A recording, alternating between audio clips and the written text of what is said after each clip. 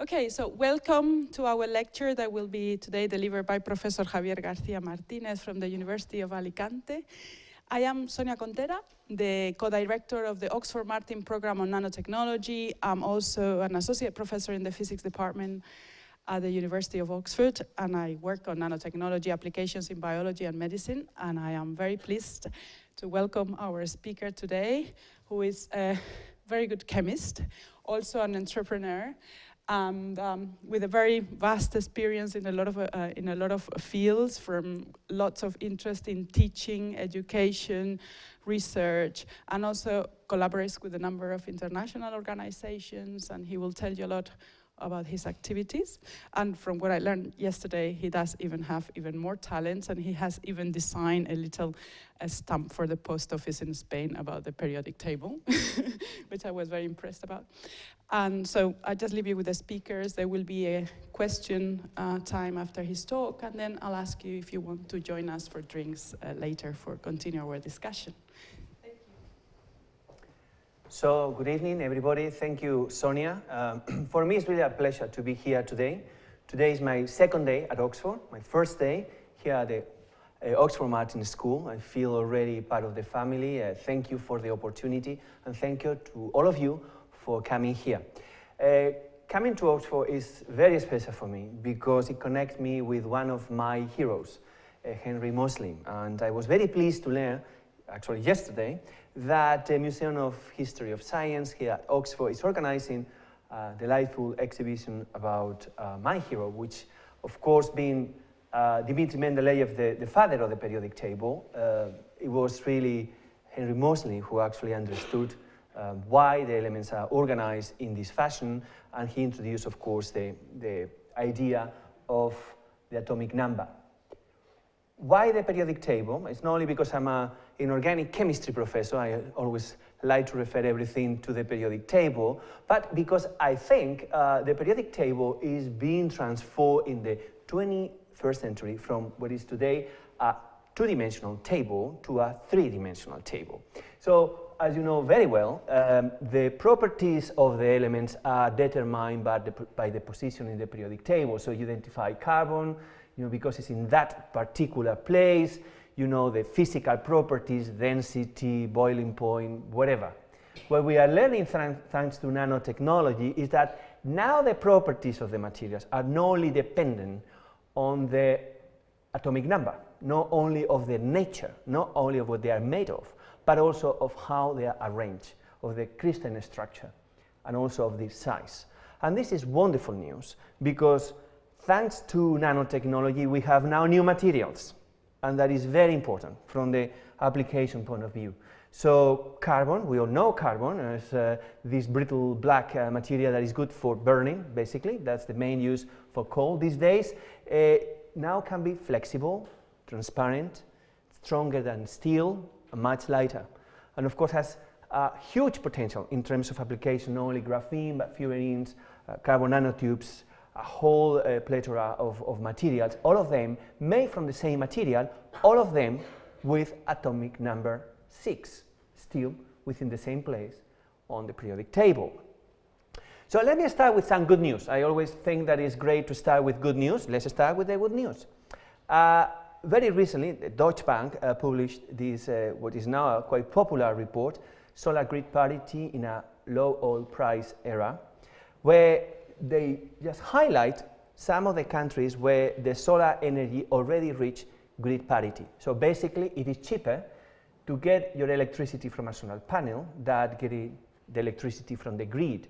And this is not only true just in small sunny countries, but it is true in very large economies like the US, Australia, China, India, Brazil, and most part of Europe. I'm pretty sure that with a little bit of extra sunshine, pretty soon the UK will become also part of this green club.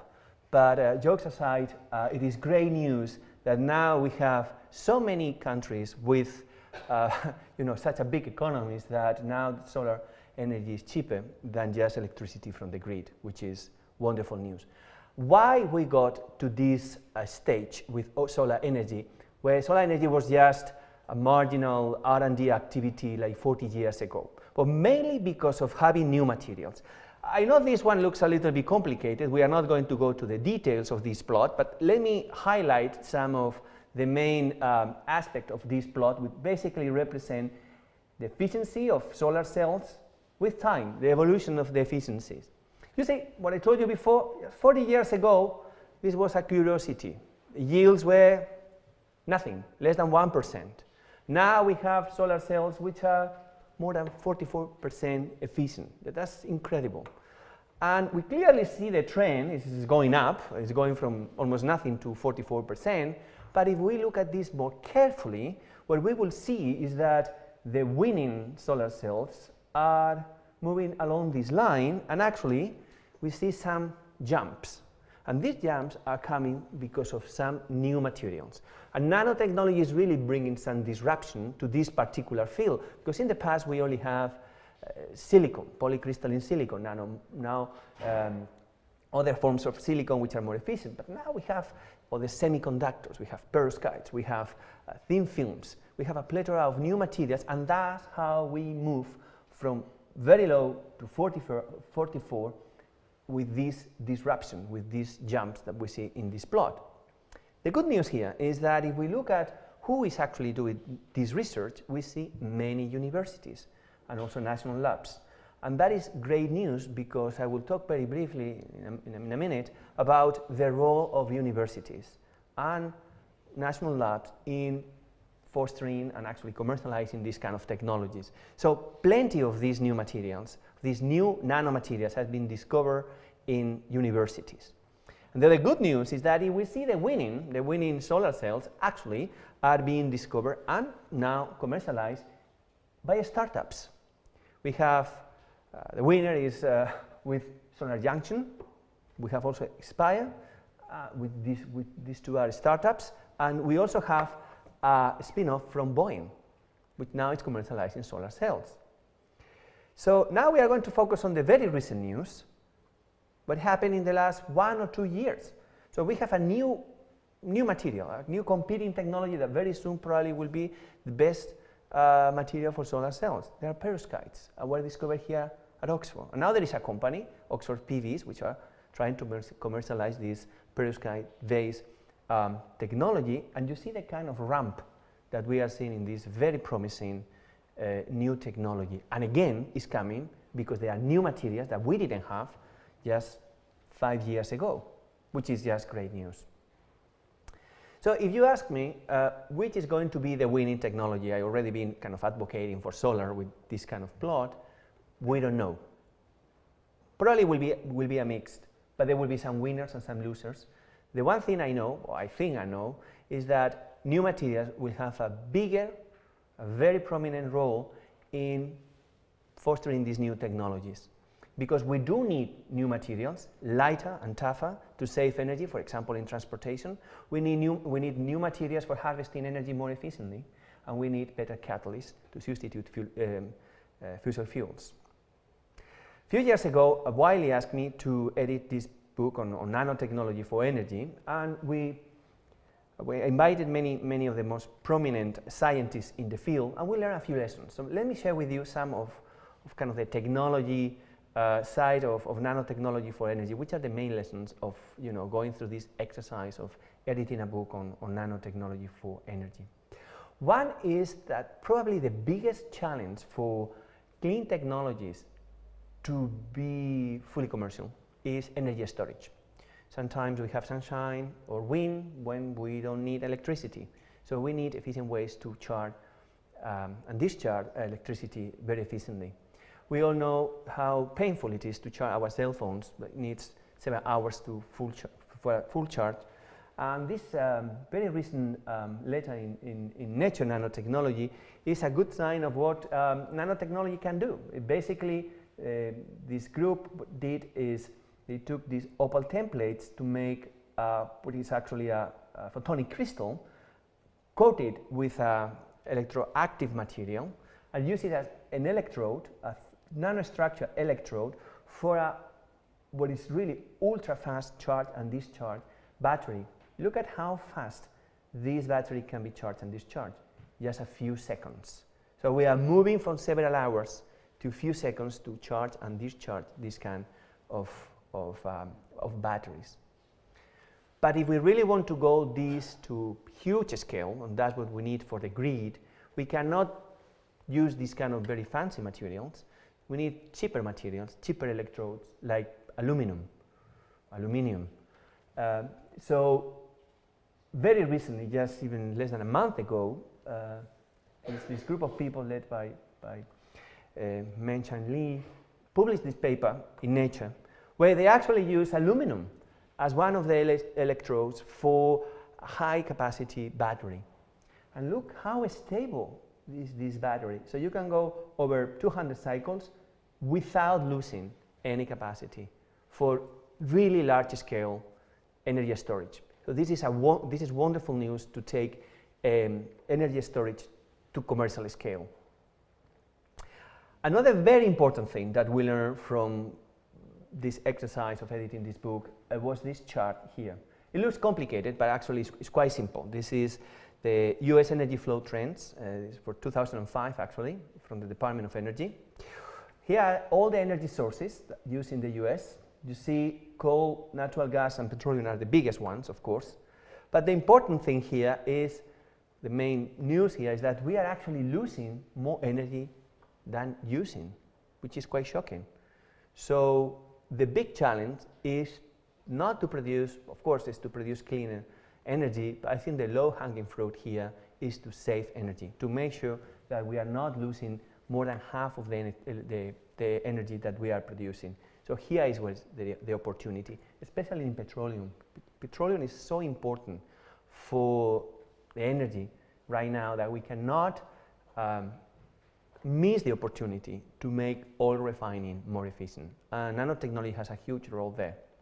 So let me tell you a little bit about my experience on bringing nanotechnology to a very traditional, very big, very conservative industry like oil refining. So I studied chemistry in Spain, and this is the kind of refinery that I study. It looks pretty much like a 20th century big endeavor, right? For me, with my background, I think this is a wonderful marvel of the industry of the 20th century, but it needs, some improvements. There's plenty of room for more energy efficiency in our refinery. And my dream was to implement nanotechnology in oil refining. As you see, a very big dream. How to make use of all the advances in nanotechnology to make a better use of oil refining. So on Thursday, I will be talking about the more technical side of this discovery, about how we can introduce mesoporosity in zeolites and making this catalyst more efficient. But I prepared a very short movie to explain what this technology is about and why nanotechnology can be applied. So most chemical processes, and definitely in the refinery, are catalyzed, are controlled by catalysts. And the most versatile, widely used catalysts are zeolites. Zeolites are aluminosilicates. They are crystalline materials with these pores. They are like channels that repeat through the whole crystal. These catalysts are extremely useful because these pores are a wonderful way to get access to this hydrocarbon to the active sites of the catalyst. So the hydrocarbons can travel through the pores of the zeolite to the active sites to be cracked and form gasoline and diesel. What's the problem? The problem is that we have, of course, very heavy, very bulky hydrocarbons in crude oil. Most of them cannot go inside these pores. These pores are extremely small, smaller than 1 nanometer, in fact. So these fractions leave the refinery unconverted. So what we have found, thanks to nanotechnology, is a way to introduce controlled mesoporosity, nanoporosity, much wider porosity. We call these molecular highways. Now the hydrocarbons can freely travel through these molecular highways. Even the heavier hydrocarbons, the bulkier hydrocarbons, can really travel through these channels, be cracked, and form more gasoline and diesel. So basically what we are doing is transforming these wastes, like very heavy fractions, into gasoline and diesel, and reducing the CO2 footprint of the refinery for more than 10%. altogether represent around $30 million per refinery a year. It's a very significant business opportunity with a huge impact, not only in terms of the economy of the, for the industry, but also great savings for the environment. So why I decided to start a company, why I did create it, I founded Rife Technology. Let me be honest with you, when I joined MIT in 2001, I didn't think about creating a company. Nobody in my family has a business background. I don't have any business education. But I arrived at the right place at the right time. In 2001, President Clinton signed the National Nanotechnology Initiative, and plenty of money was going to basic research at MIT, and it found a very fertile ground for not only my discoveries, but also for my entrepreneurial aspirations. MIT is, of course, not isolated. It's in a very fertile ecosystem.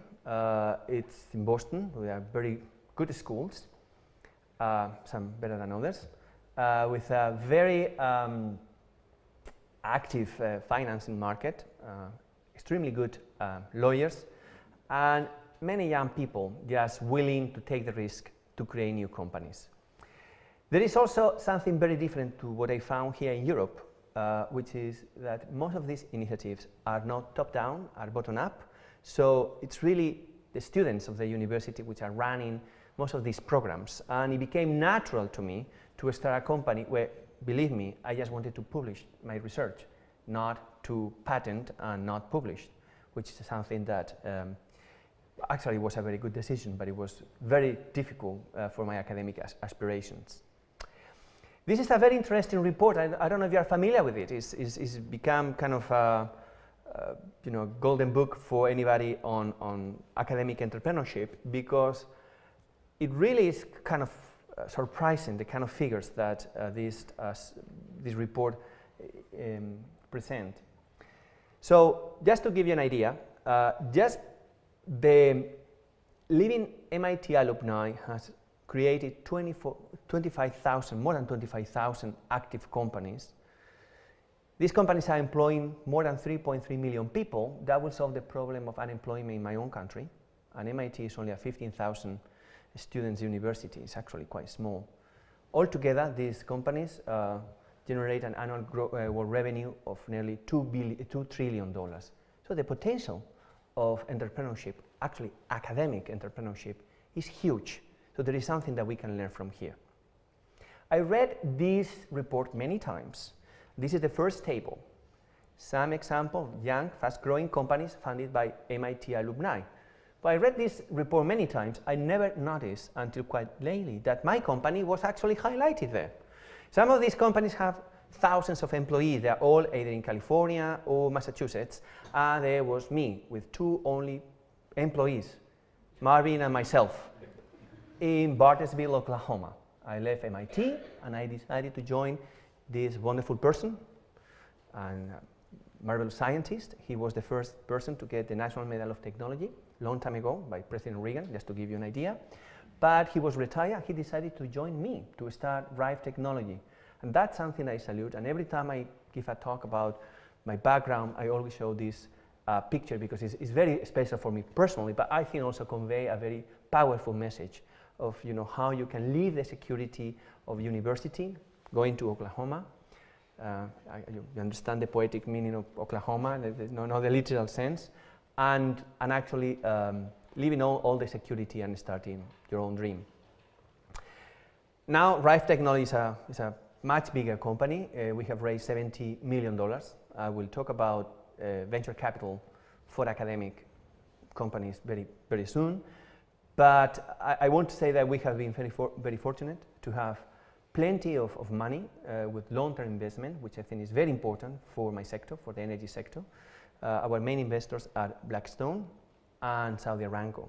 So some strategic investors that help us not only to grow, but actually to become an international company. And actually now we have our catalyst in several refineries in the US. So it is nanotechnology applied all the way to our refinery, which is, you can understand, is a major challenge. But now this field of mesoporous zeolites is also an emerging scientific topic. This is the book that I just published last week in support of zeolites. There's a conference that we organize every year, the International Symposium in support of zeolites, that we are going to be celebrating in Boston this year, and some of the covers that I got on this topic. Why I'm highlighting this? It's not only because I'm here and I want to brag on my publications. It's mainly to tell, especially the younger people, that you can have an academic career and actually also be becoming an entrepreneur. And actually, let me tell you one thing else. This is more personal. I do remember when I was talking to with Marvin about not publishing and living my academic aspirations. He was telling me, Javier, if you take your discovery to the refinery and make your breakthrough a commercial reality, you will get much more than getting a few papers, and people will know you better, and you will make a bigger impact on society. And that has become a reality. And actually, at the end, if your science is good, you can publish it and you can have the recognition. So indeed, you can have both. Let me share with you some very personal thoughts on entrepreneurship. We can discuss about this later. It's going to be controversial, but that's why we have a debate after the talk. While I was preparing this lecture, I read this interview that caught my attention. This man bet $100,000 that there is a startup bubble. This is not big news, to be honest with you. There's many people that actually think that we are creating a startup bubble. The big news is who actually said it. This guy is Sam Altman, which is the president of Y Combinator, which is probably the best known startup accelerator in the Silicon Valley. So probably there is something about we creating a bubble in terms of entrepreneurship. So we need to be very careful about the kind of entrepreneurship that we are trying to promote through universities. We think now that universities have a role in promoting entrepreneurship. Oxford is very active in entrepreneurial activities. So what kind of entrepreneurship are we promoting? That is an important question. Another very bold bet that this guy made in this article, that he said that these 5 companies, Dropbox, Pinterest, Uber, SpyX, and Airbnb, will have a combined value of $200 billion by 2020. I look now like Dr. Evil. Just to give you an idea about what $200 billion means, this is almost the GDP of Portugal. So it is a lot of money. So I went and checked how many employees are these companies hiring. Dropbox is hiring around 1,000 people. Pinterest is hiring around 500 people. Portugal is hiring around 5 million people. And they are producing many things. They produce doctors and gardeners and fishermen and carpenters and even professors. What I want to say here is that it is wonderful that these companies that were startups just a few years ago are able to create so much value. $200 billion, that's wonderful. And I do believe there is value there. I don't know if that's the right figure or not, but I believe there is value and there is technology that everybody is benefiting from. But they are providing very specific products. They are not very diversified, and they don't create opportunities to many people, actually to very few. And we need to be careful that the kind of entrepreneurship we are promoting is not the kind of entrepreneurship that is fueled by venture capital, which means spend little, grow fast, sell expensive. Because that will benefit very few, especially investors and the founders of the company. But it's not going to produce many jobs, it's not going to produce many opportunities. And what I think we should be promoting, at least that's my idea, that at least some of these entrepreneurs will become business leaders, will dream of creating large companies, companies that finally can create not only one product, but thousands of products, and not hiring only a few hundred people, but actually thousands of people. And I think that is critical for to reindustrialize Europe. Just for disclosure, I'm not running for the elections here in the UK. This crisis is very special. It's very special because it's taking much longer. It's taking us much longer to get to the same level of employment that in previous crises. And I'm saying that coming from Spain, so it's not like I'm trying to brag here or anything. So previously, we were very fast of recovering from this crisis, and we are not doing the same in terms of job creation. Some countries are actually growing now, but not everybody's getting a job, and that is worrisome. One of the main problems we see in venture capital, on creating new companies, is actually access to capital. Every time you ask an entrepreneur why you are not growing or why you're not starting your company, is because I have no access to capital. And that is true, especially in some countries in Europe. And I'm especially keen on this particular plot because China and India are much better markets to get access to capital than many countries within Europe. So that is surprising, and we need to do better in terms of getting funding to our best and brightest. But every time somebody complains to me that there is no funding in my country to start a company, I'd say, well, it's pretty easy. Take a flight, go to Boston, Silicon Valley, or China, or India, do your pitch, and try to get funding there. Because these days, you can get funding wherever. So don't be limited by the funding opportunities within your county, your country, or even your continent. Europe is actually very good at supporting the creation of new companies. So this plot here shows earlier stage and later stage funding, just number of companies financed in the thousands in the US and Europe. So Europe is actually financing more companies, the creation of more companies, but we do have a problem of letting those companies to grow. But once again, if the companies are good, I'd say go outside Europe and try to get funding. This is the kind of thing the European Union will be doing to promote entrepreneurship. Another report, another 2020. This is another example of top-down. I think we need in Europe, I said it before, is bottom-up. What we need is to empower our students, to give them opportunities, to allow them to organize every money that goes into promoting entrepreneurship, given to the students to organize their own clubs, events, everything. I have seen that at MIT, and it's extremely powerful what young people can do to promote entrepreneurship. There is hunger for opportunities in terms of entrepreneurship. I'm pretty sure you all will remember the spill incident in the Gulf of Mexico by BP now 5 years ago. This is pretty shocking to me. BP actually made a call to all the entrepreneurs for ideas. They got 35,000 ideas to solve the gold spill. I bet more of them will be, let's say, bad ideas. But very few will be actually pretty good. But the point I want to make here is that there is hunger for opportunity. So if big companies won't help, won't open innovation, but to embrace entrepreneurship, there are plenty of young people that would love to have an opportunity. A couple of weeks ago, I talked to some of the CEOs of the main European industries in Madrid, and that's what I told them. So don't think of entrepreneurship as your charity, something you are doing to help Europe or to help the youth. Embrace entrepreneurship. Make it relevant to your bottom line, because there is actually plenty of people that will not be applying to work for big companies. Some of the best people will never apply to work in these huge companies, but will love to work with you if you give them access to your infrastructure and resources.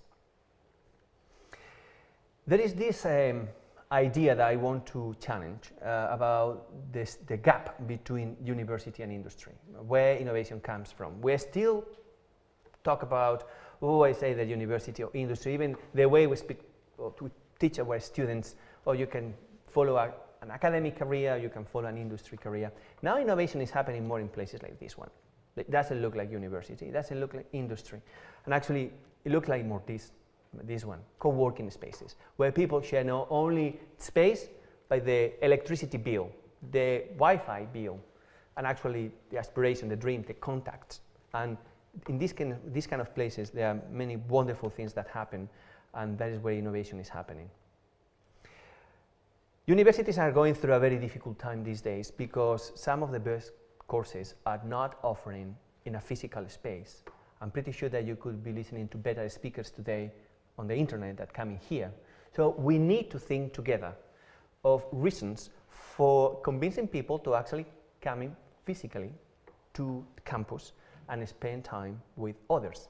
And I can give you one idea of why students should actually leave their rooms where they have access to internet and actually can follow courses or a TED conference, much better than mine, and actually join in. One of these ideas is entrepreneurship. You cannot create your company or anything if you are alone in your room. Wonderful thing that physical universities, if you allow me to frame it in this way, that traditional universities can do, is to promote entrepreneurship, because in this way you are adding value to students actually coming to campus, because things happen only when you have the opportunity to interact with other people. And that comes back to my own experience at MIT, when I became convinced about the possibility to create a company, because I saw the opportunity with other people my age with same kind of aspirations. And that is actually what universities are doing. There is a little bit of a debate in my country, I don't know here in the UK, but even in some parts of the US. If we put resources, university, let's speak clearly here. If we put some of the money that go to the university to promote entrepreneurship, well, what's going to happen with the money that is going to research or teaching? Is that going to suffer? We know the budget is getting smaller. If now we are promoting other things besides teaching and research, are those suffering? But if we see what with some of the best universities in the world are doing, what we see is they are betting very heavily on entrepreneurship. Because of that, they're actually getting better research and better teaching, because they are getting the best students and they are getting plenty of money. Because through the promotion of entrepreneurship, what we are seeing is they are getting additional funding through investment that goes to the university or to the companies that are licensed through the university. So there is an opportunity on promoting entrepreneurship, and I don't think it's a competition for high quality teaching and research.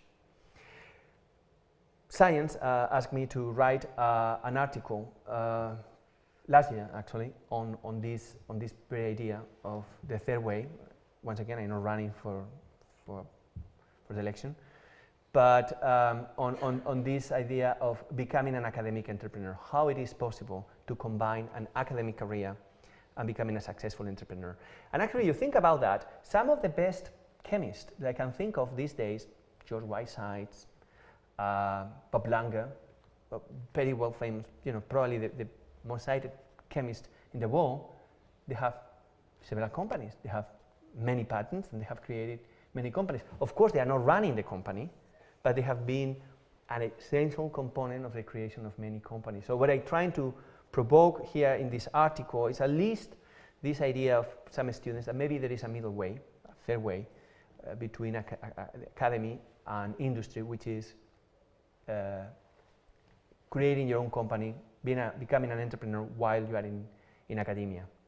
And I will be talking about this very subject on June 5th here at the Martin School. But one of the things that Sonia and I do is collaborate with the World Economic Forum. This is a report that is very popular. I was very pleased to see actually the Oxford Martin School collaborating with this report. And what the WEF does here is basically to produce this plot. This plot is about identifying global risks, and different risks are plot versus impact and likelihood. So this corner over here is the one that we should be worried about, the challenges that are actually very serious and quite likely to happen. If now we look at those which are connected with energy, we see there are many, we see they are likely to happen, and we see that they are indeed very serious. So we need to look at energy if we want to do something relevant. When I was at MIT, we got a new president, Susan Hickfield, and the first things he did is to create the MIT Energy Initiative.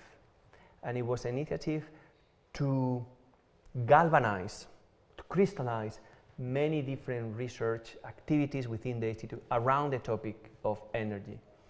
And it was a very successful exercise, because not only allowed researchers to work together, but also allow them to get more funding, because many of these initiatives were aligned, and to inspire many students, because they felt that with their research they could contribute to a major challenge like energy.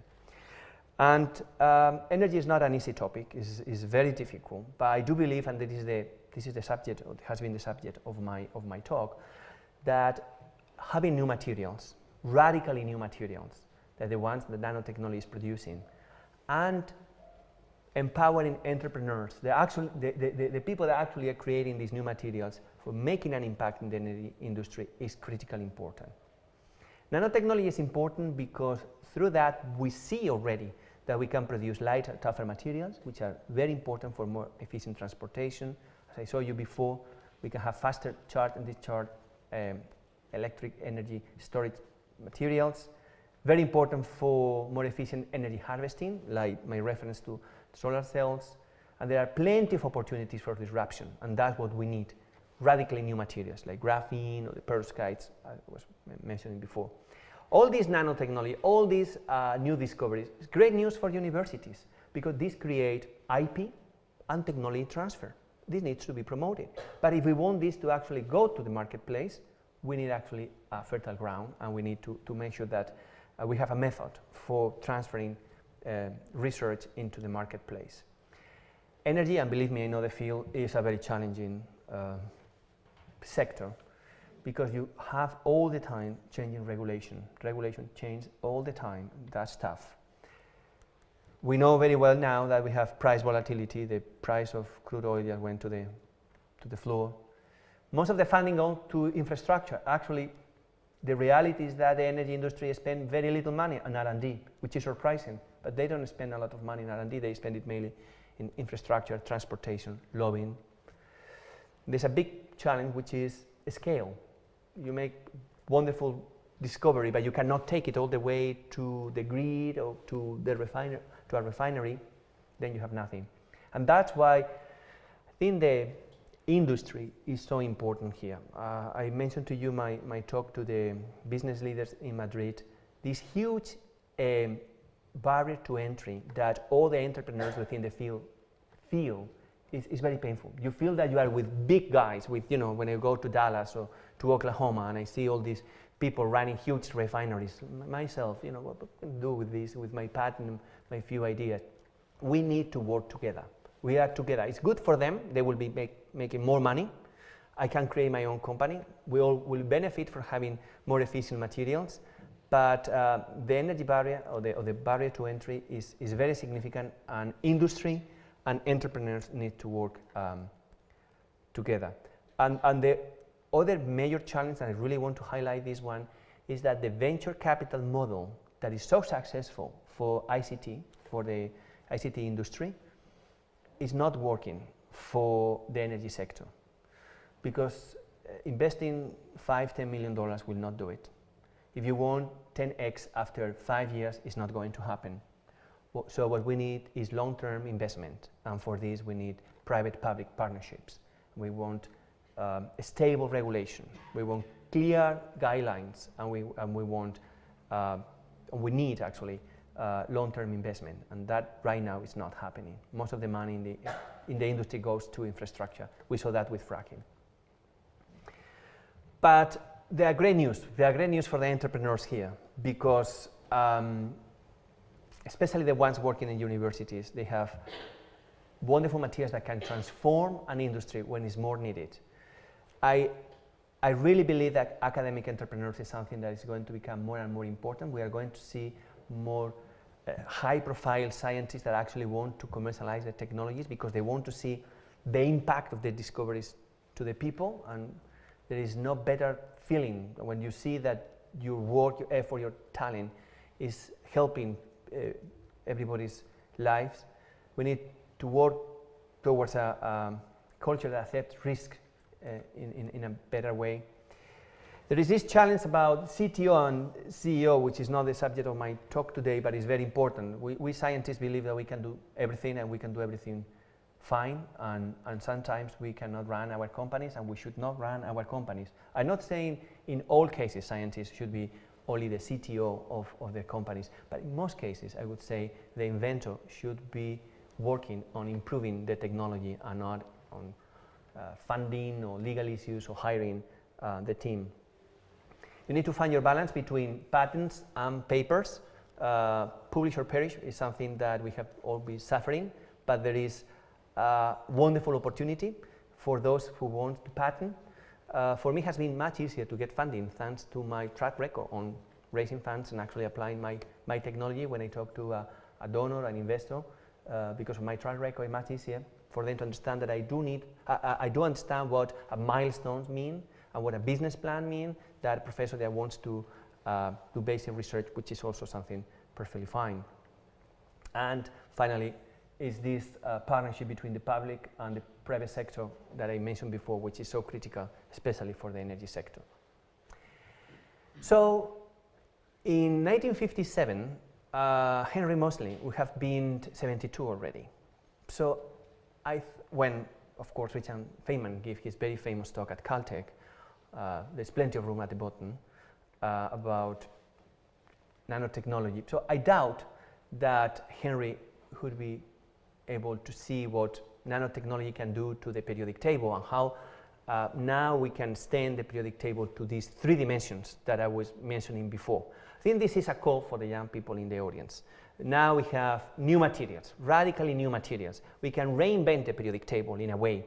We can impart new properties to very old materials. And with that, not only making great discoveries, but also taking those into the marketplace and creating solutions for that people that need it the most, especially in the energy sector.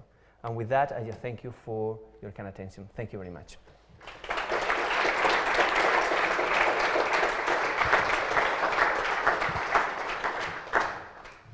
So after this inspiring life story and also a lot of interesting visions about technology, economy, and politics, I'm sure I will have some questions from the audience for him. Yes.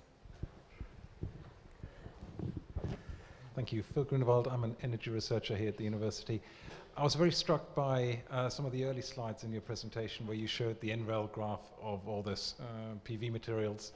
And I think all scientists always look at that diagram and want to go up. Mm-hmm. And then you made a very interesting comment in relation to storage where you talked about how we actually need something different that is much cheaper. Yep. So I wonder what the impact might be of this relationship between entrepreneurs and science to shape the science to be more market appropriate, i.e. not just better, which is what scientists like to do, but in some places just cheaper. Yeah. That's a very good question. That is actually one of the things that you get out of taking the risk of becoming an entrepreneur, which is a better sense of what is possible and what is feasible within your time frame. I mentioned to that in between the lines where I was showing that plot and actually highlighting that the 3 best performing solar cells are actually done by startups, which to me is quite surprising. None of these are going to be commercial anytime soon. We are not going to have a 40% efficiency solar cells anytime soon, I think. But I do believe that basic research is showing us what we can do, what is the horizon. That is why I like this idea of academic entrepreneurs. So they have this utopic or kind of a dreaming side when you can dream of the best performing and you have this desire that you mentioned, right? I want to do the best possible solar cell, which many people within the company will not have. And you can bring that. But at the same time, say, okay, I'm running out of money, I'm running out of time, and I need to go for the second best. So I think that's why academic entrepreneurs can make a difference, both within the industry, pushing the envelope in terms of what research can do, even basic research, and also within universities where they can be a little bit more practical and getting more funding if you want. So I think they are a very critical piece which is missing right now. That was a very good question. No more questions from the audience? Yes. Sorry, what's going to be the impact of Elon Musk throwing batteries into the home as of last week? Oh, yes. Okay, so that is outside my field, so my guess is as good as yours. Personally, what I think in terms of the smart grid, the big opportunity is for big data. I have not mentioned that, but within the energy field, which is not related with nanotechnology, if you want, or at least not directly, is big data. Having smart meters combined with batteries, I think is going to be a major way to get better efficiency. My sense, again, is not my field of expertise in terms of energy storage, still extremely expensive because many of the materials that are used are also scarce. So when I see even lithium, right? I was in Chile very recently advising the Chilean government, and everybody's so happy because now we don't need petroleum. We are going to be dependent on lithium, and there is only like 3 or 4 countries. And again, wonderful news. I love the countries, but I would prefer Chile to have lithium than some of the countries that have oil, but that's the way. We need to be very careful about the kind of material we are using for energy storage, and that's why I made the reference to aluminum, which will never be a problem, but others like lithium could be. You had a slide earlier on showing the energy losses in the United States. It's painful. A huge proportion of that was on distribution of electricity. Yep. 27%, I think. Yep. Yep. And you seem to be proposing that nanotechnology will give us the supply of electricity, but it's the storage. So it seems to me that there's a massive connection between what you're talking about in terms of generating electricity and then storing it close enough to where it's generated that we don't have distribution losses. Even the transportation, even transporting electricity. Again, when I went to Chile, the original invitation was because, I don't think I'm disclosing anything which is not proper. They are really worried that graphene is going to take over copper in the same way the fixation of nitrogen ruined the whole nitrate industry in the early 20th century. So I think materials like graphene, which becoming cheaper and cheaper, you know, the Moore's law, one of the price of graphene is just going down like stone.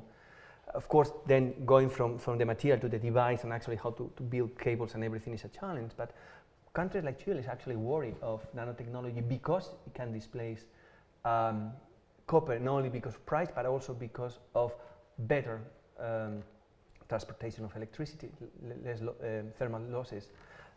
So indeed, I think that, again, nanomaterials can play a significant role in terms of the losses we saw in electricity, which is a major concern. But in terms of electricity, I think we have more options. In terms of oil, that is a major concern because still, you know, it's so efficient on storage energy because it's a liquid that that is a major challenge. I don't see anytime soon that oil will be replaced as a major energy source. We learned in the last few months with the reduction of price so significantly that there is plenty of oil, of unconventional oil, or even gas. Gas to liquids is a very well-known technology. If we can produce diesel from the Fischer-Tropsch process, right? So I think we are going to have hydrocarbons for many years to come. And that's bad news because it contributes to the climate change, but also because we are burning materials that should be used as raw material for the chemical industry and not just burning hydrocarbons, which is a waste of materials. Yeah. Wait, could you wait for the microphone? Hi. Yeah, you mentioned that there has to be a balance between intellectual property and papers in your talk. Yes, that's a difficult one. And I have 2 questions related to that. Yeah. The first one is that I understand that you can publish your papers after your patent is published or after you've got your filing date. So you might have to wait, but you can eventually do it. So that's the first question. And the second question is, patents are an expensive business. Yes. And you need to know not only what to patent, but where to patent. And so how do you get funding for getting patents? Because you just have your idea. How do you do it? Yeah. So when you file a patent, then you can publish it immediately. You have 1 year where the patent has been filed and it's not public. They give you that time if you want to hide that technology. Most people within the industry will say never published, because what I'm getting, what is my company getting from all my papers when I actually telling people how to do our materials? Company is getting nothing. Of course, the pressure will be for publishing nothing at all. But in terms of the possibility, you can publish the day after you have filed your patent. The lawyer will be surprised actually you want to do that, because there is no business reasons for you to publish. But if you feel that you want to publish it, and I have been doing that, you can do it the day after you are going to conferences. Another advantage of being an academic entrepreneur is that you can go to conferences, and scientists love talking about science, and you get plenty of free information. The second one is a difficult one. The second one is very difficult. My personal experience is that having a lot of patents has helped me to get funding, because our investors are sophisticated and they understand that the value of my company is based on the protection that I get around my technology. But it is difficult. One way is to start with your university patent. So if your university patent, file your patent, then you will be protected for at least a year within your country, and in Europe you will be protected within Europe. Of course, then, for example, in my own business, you patent in Europe and you don't cover the US, where many refineries are based, it is a problem. So then you quickly need to get funding. So it is a difficult business, but if you talk to the right investors, I think they should understand that having good protection, IP protection, is key for the success of your company. And in our case, we spend a huge amount of money. Our main patents are international patents. It costs us a lot of money, but actually helped me to get more funding. And when we sell the company in the future, when we sell the company, I'm pretty sure that one of the things that the buyers will be looking is the value of our technology. And then filing the first patent is cheap. The problem is when you are doing research, and then all your scientists are having more and more ideas, and then it becomes like a cloud. It's really very expensive. Thank you.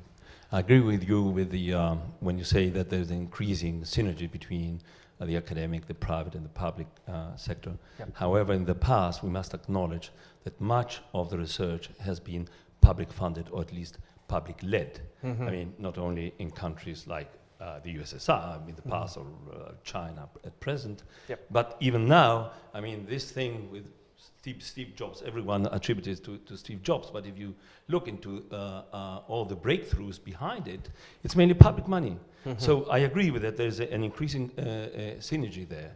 But so how do you foresee the role of the state in the future regarding nanotechnology and energy, in view of the fact that much of the energy sector, energy research is still in the hands of the private sector, but pushed or subsidized or supported by public money? What is the role of the state in the future? Yeah, I think the business case, if you want, how can I respond to this question, is pretty easy.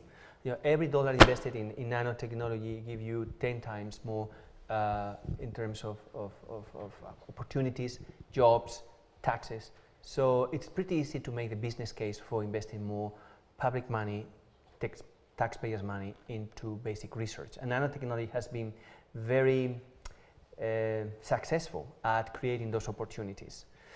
Then the most difficult business case for the public sector is how to create these public-private partnerships where the track record is so poor, and actually convincing the states that the money that they are putting into universities for basic research are actually going to be transferred into the private sector.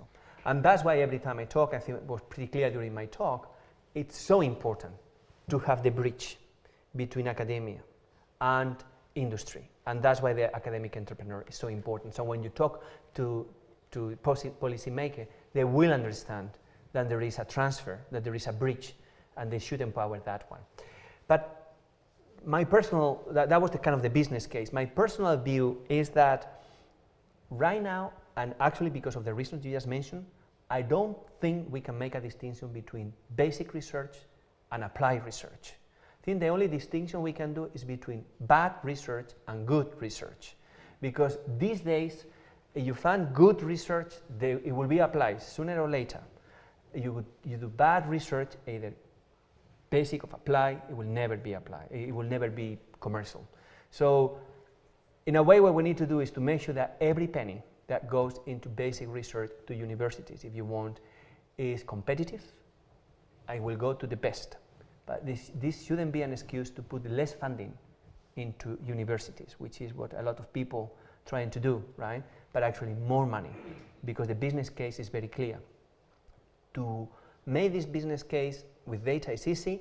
The missing link is to convince policymakers that there will be a transfer and that basic research that it will be applied. And for that, we need to create this, I call it academic entrepreneur, these bridges between academia and industry.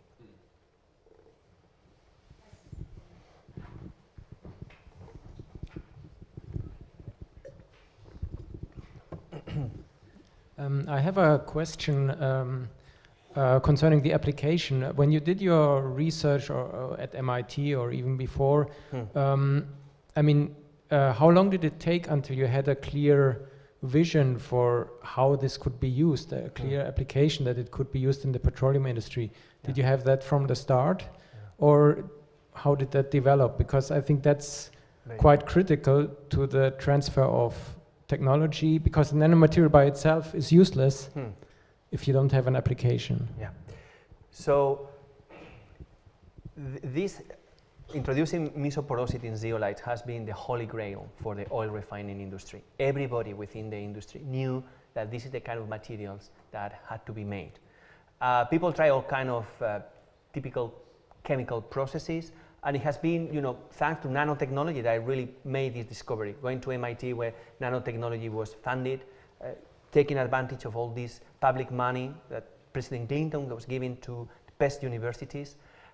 So I knew the kind of material I should be fabricating. In a way, I have a picture of the kind of crystalline structure, if you want, they have to build. And then I have the nanotechnology tools to actually apply those tools to that particular problem. The oil refiners didn't have that kind of knowledge. That was happening at universities. So I took advantage of that. So in a way, it was kind of the holy grail. People knew that it was needs to be done, and then I have the knowledge because it was public money going there for this solution. I do remember I was 2 years at MIT as a postdoc. The first year, nothing worked out, to be honest with you. I tried everything that I could think of. Nothing worked out until I remember I was rowing at the Charles River, and then I have this crazy idea. I tried, it worked. I was trying to prove myself wrong for a year. Many of my colleagues have been trying to prove me wrong for quite a long time, because, you know, being the holy grail and actually making this discovery by your own in a lab, even if this is MIT, when the oil industry have been putting so much money into this research, it's a big claim. But as I told you before, as Marvin Johnson was telling me, if you put this in a refinery and actually works at the refinery level, people will be convinced. And that's how I managed to convince the oil industry, by asking them to pay for my catalyst. May I add something to this? Okay, sure. I work in a very different area, but when people ask me about nanotechnology, I do nanotechnology applications for learning biology and applying to medical things, is that I think one of the powers of nanotechnology is multidisciplinarity. There's no other field, in my opinion, that in a lab you can find biologists, chemists, engineers, physicists, and medics working together. I think this is key to nanotechnology. It's more important than the size for me. The size nano right now is less important than what nano has brought together. And I think that's the power of nano. I get students from all backgrounds, and you put them in the lab, and one here is learning how plant cell walls work, and another one is doing materials for replacing, I don't know, for making 3D cell cultures. The science is the same. We share the lab, we share the technology, what he said. We have all these enabling technologies that are just enabling things that allow you to interact with matter at the nanometer scale. And it's that multidisciplinarity that brings the ideas and brings the application. It's automatic. You learn something about a plant, and you're thinking about making a material for an iPhone, because it's lighter and it's better. and it has better conductivity. Now the key right now, we have all these people all over the world. We network very well. Nanotechnologies network, because we're used to work in a multidisciplinary environment that is very difficult to communicate with, so become very good communicators with other scientists. So we go to Japan, we go to China, we have friends all over the place. And the key now is that, what he said, how we get all this knowledge, all this inspiration that we all have, there's plenty of ideas, into crystallizing not only into technology, but into jobs and into a better society. And I think that's what I want to say, that from very different perspective, nanotechnology has a lot to contribute to a lot of problems. But sometimes I disagree that it's the nano that will contribute, but it's more the multidisciplinary environment that nano had put together. That's what I think. Indeed. Any more questions? One Sure. more. We have a bit more time. I have a question on entrepreneurship and environment, actually, because many people are interested in generating more profit, but they focus less on the cost environment. For example, I don't know much about oil refinement, but for solar cell production, I think that as today, the number one manufacturer is still in China. And if you compare the cost environment, for example, the CO2 production from a solar cell perspective and the traditional power plant production, they're pretty much about the same. So as an entrepreneur working in nanotechnology sector, how do you balance between generating costs and reducing cost environment? So you made a very good point, because the energy sector is very complicated. For example, solar, but also biofuels, hydrogen, anything, even fracking, that seems to be a winning technology against oil when it was at $120 per barrel. It just all disappeared when now it's 45. And that's the power of actually controlling the market, that you can play with price. Another example would be China, with what they are doing with producing very cheap solar panels, and I would say very low efficiency solar panels, but they have other, let's say, market tools to compete. That's why I said, in terms of being an entrepreneur in the energy market, extremely different. Remember my points about changing regulation, price volatility, extremely difficult. Now if you include international competition, it's even more difficult. And then scale. And solar panels, for example, so for example, my own country, Spain, we put a lot of taxpayer money to promote solar technology within my country, but then China can produce much cheaper, so at the end we are buying the solar panels from them. So it is difficult, and I don't have a good answer. The entrepreneurs will bring the technology of the future. I think if solar will be the technology, the energy technology of the future, we will not be using the same kind of cheap technologies that we are buying now. We will be using more efficient solar panels in the future, but which one those will be, we don't know. And we need to get, I was invited by the Chinese Academy of Science last year, and I give a talk, and they're putting plenty of money, public money, to improve the university system in China. It's just amazing, because 40 years ago universities were closed in China, Cultural Revolution. And now they have some of the best universities in the world. They put so much money to have some of the best scientists, best equipped universities in the world. But then when I talk to them about, what about entrepreneurship within the university, they told me, this is extremely difficult here in China, because our industry is not about taking the best technology and applying it, but actually trying to make the cheaper solutions.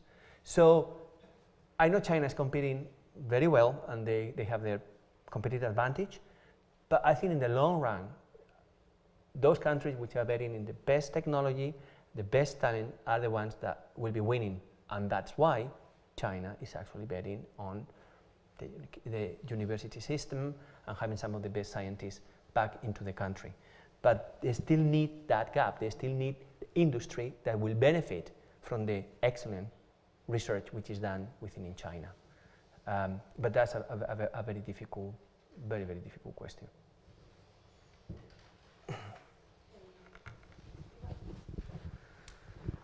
Hello. You advocate for introducing grassroots entrepreneurship in a traditional academic environment, and you gave as an example the MIT ecosystem. Yeah. Now, not all universities are like that, so my question to you is, the university has as a role to transmit knowledge and generate knowledge. Now, on top of that, you're suggesting that it also has to be marketable, right? How do you do this Well, I think university has a role to inspire people. And why not about inspiring people to become business leaders and drivers of their own future? Why not? What's wrong with that? And I don't see anything wrong about the technology transfer, which is done within universities. And actually, you look at those universities who are doing the best teaching and research are the ones that are promoting entrepreneurship. My company is now located in New Jersey, in the great state of New Jersey, very close to Princeton. 5 years ago, I joined the Entrepreneurship Center at Princeton. Princeton is a very good university, believe me. They didn't have anything on entrepreneurship 5 years ago. They realized that if they are not doing anything to promote entrepreneurship, some of the best talent in the world will not apply to Princeton because they want to have at least the option to do something around entrepreneurship. With some resistance within the university, the alumni community, which is so important in Princeton, have a huge endowment, and the alumni community is very important, we're pushing for this opportunity to make sure that Princeton, which is very close to New York, will benefit from Wall Street to fund all this wonderful research. So I see entrepreneurship as an opportunity to take all the wonderful research which is done at universities and actually transferring that to society. And I don't think, I understand what you mean, and I agree that we shouldn't transform university into factories to create companies. There's still teaching and research are the top priorities of the universities, but I think entrepreneurship is not competing against high quality teaching and research, but it needs to be done in a way which is inspiring and not forcing students to become entrepreneurs. And I would say good quality entrepreneurs, not the ones that I mentioned before about growing fast, spending little and selling expensive, but the ones that will create the companies of the future. Actually, some of our best students that finish their PhDs, and they, at least at Oxford, where I've been for 12 years, they finish their PhDs, they're hugely talented, and they see in front of them the academic career, especially as a woman. They see me having children at 45 as something they might not want to do, and many of them go to do jobs they don't want to do. They become consultants for companies they don't feel very into becoming consultants for, working in banks. And many of these have a lot of ideas and they're very creative. And I think there's a huge talent that is lost for creation of new ideas that can only be canalized through this route in the world we live in, I think. So I don't think universities are losing. Actually, they're giving opportunities to people that are completely lost for creativity and to bring new things to society.